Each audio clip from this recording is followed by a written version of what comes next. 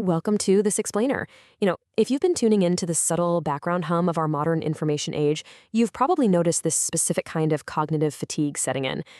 We are exposed to more information, more hot takes, and more data than at literally any point in human history. Yet, kind of paradoxically, the time we actually spend just sitting with that fleeting feeling of things being, well, off is shrinking super fast. So today, we're going to explore this really fascinating philosophical and cognitive framework that looks at our exact relationship with that feeling. We aren't going to look at discomfort as some negative emotion you need to cure, but rather as a really profound generative signal. Let's unpack why losing our tolerance for this feeling might actually mean losing our connection to the world itself. Okay, let's dive into this, but we're going to take it nice and slow. I want you to think about the absolute genesis of a thought. We usually assume that a question is the very beginning of our intellectual curiosity, right?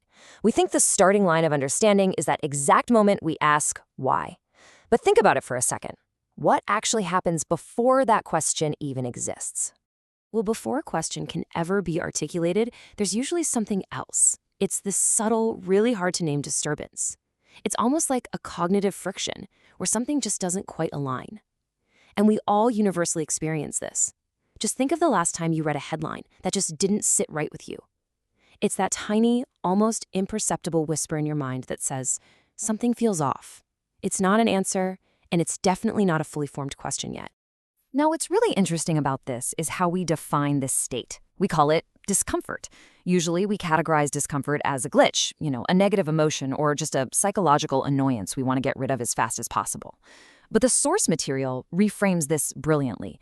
It defines discomfort as simply the moment when an unnoticed difference begins to surface. It's a generative signal. It's the friction that happens when our linear way of processing the world suddenly collides with a really complex, nonlinear reality.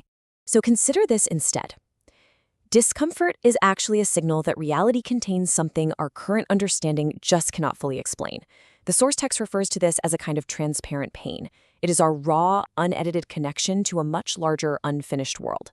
When we feel this, it literally means our internal cognitive operating system is recognizing a gap between what we currently know and what actually is. It is a highly, highly valuable state of being. Section 1. The modern reflex and why discomfort disappears. So what is actually happening to this state today? Because discomfort certainly hasn't vanished from our lives, right? We feel that friction constantly. But our tolerance for staying with it, for just sitting in that transparent pain, has almost completely eroded. We've developed a modern reflex to extinguish it immediately. Think about the rapid processing tools of our age. We've got recommendation algorithms curating our feeds specifically to remove friction. We have AI summaries giving us the bottom line before we even process a text. We get immediate explanations for literally every global event within seconds, and predefined political or social positions are just handed to us completely ready-made. These tools act as a modern antagonist to our natural cognitive processing.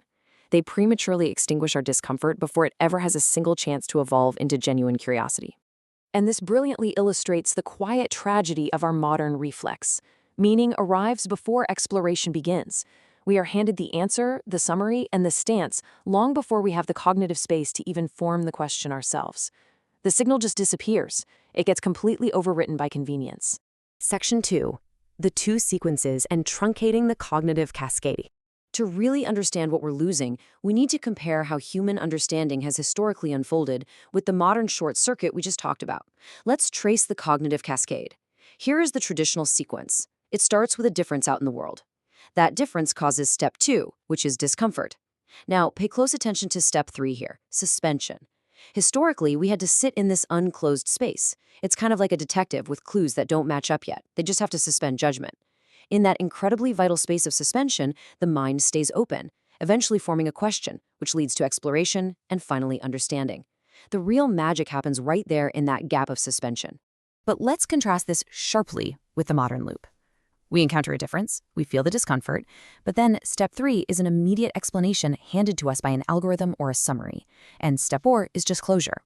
The steps of suspension, questioning, and exploration are completely bypassed. We jump straight from the friction to a neatly packaged resolution. So the crucial point is that the true cost of this bypass is profound.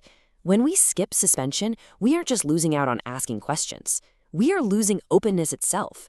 A society that continuously runs this modern sequence becomes highly, highly efficient at categorizing information, but it completely loses the entrance to re-encounter the world deeply. We replace the vulnerability of not knowing with the rigid safety of immediate positions. Section 3.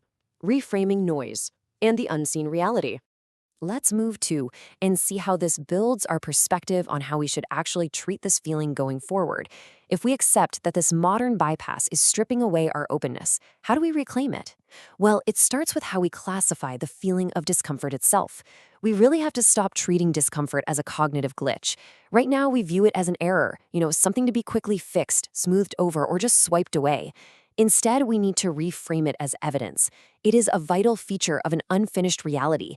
It's a doorway to a world that has not yet become visible to us. When you feel that something is off, it actually means your mind is perfectly functioning, trying to map out new territory. Because if we don't reframe it, just look at the symptoms of a society that has lost its unclosed space. Silence decreases, explanations increase exponentially. Our understanding of the world feels artificially complete, and as a result, questions simply disappear. Eventually, the capacity to even feel discomfort no longer remains. We become perfectly insulated, closed loops. If that is the direction our cognitive ecosystem is heading, what exactly are we losing? The next time you feel that subtle friction, that momentary lack of alignment, before you reach for your phone or an AI summary to resolve it, I want you to ask yourself, is this discomfort merely an error to be corrected, or is it the first precious signal from a reality you have not yet learned to see? Thank you for joining me in this explainer. Keep exploring that unclosed space.